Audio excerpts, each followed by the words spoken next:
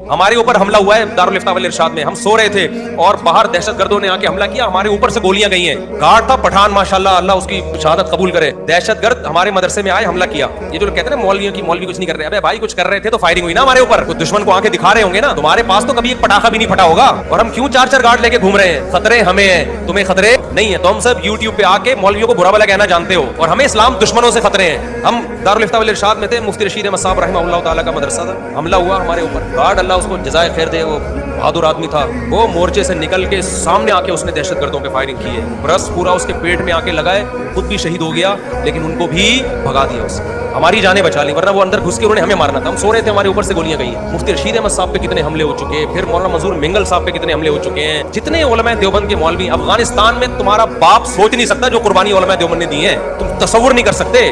कभी छांव में बैठे तो हम तुम्हें बताएंगे कितनी जानें कटी हैं अफगानिस्तान में, रशिया के दौर में भी।